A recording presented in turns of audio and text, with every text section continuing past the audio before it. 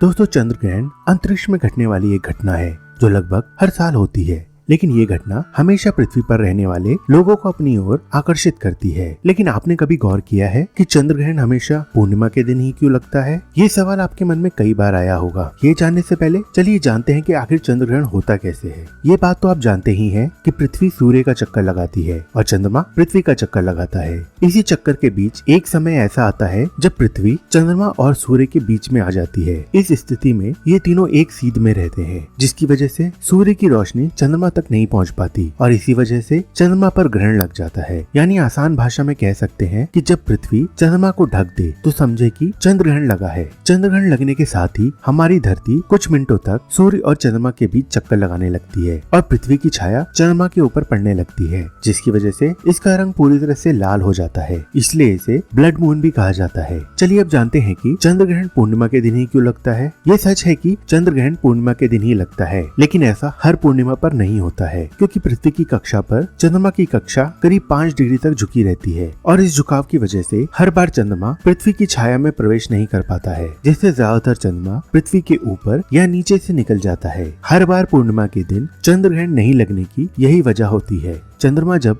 पृथ्वी की छाया में प्रवेश करता है वो पूर्णिमा का दिन होता है। इसकी प्रमुख वजह यह है कि चंद्र ग्रहण तभी हो सकता है जब सूर्य, पृथ्वी और चंद्रमा एक ही सीध में रहें और ज्योमेट्री के हिसाब से यह केवल पूर्णिमा के दिन ही संभव है। इसलिए चंद्र ग्रहण पूर्णिमा के दिन ही लगता है। चंद्र ग्रहण पर जहाँ वैज्ञानिक अपनी अलग राय रखते हैं, वहीं ज्योतिष में इसका अलग स्थान है। वैज्ञानिक ग्रहण को कई खोज के रास्ते के तौर पर देखते हैं, जबकि ज्योतिष में चंद्र ग्रहण को अशुभ माना जाता है। चंद्र ग्रहण का इतिहास कई युगों पुराना है। कहते हैं जब देव और दानवों के बीच समुद्र मंथन हुआ था तो उस दौरान 14 रत्नों की प्राप्ति हुई थी। उसी में एक था अमृत कलश, जिसके अंदर भरे अमृत को पीने के लिए देवताओं और दानवों में विवाद होने लगा। इस विवाद को सुलझाने के लिए भगवान विष्णु ने मोहिनी का रूप धारण किया और अमृत को अपने हाथ में लेकर देवताओं और दानवों में समान भाग से बांटने का विचार रखा। जिसके बाद भगवान विष्णु ने देवताओं और असुरों को अलग अलग पंक्तियों में बैठा दिया, लेकिन यह भनक सर्वभानु नाम के एक दैत्य को लग गई। ऐसे में वह देवताओं का रूप धारण करके चुपके से सूर्य और चंद्र देव के पास जाकर बैठ गया और जैसे ही उसने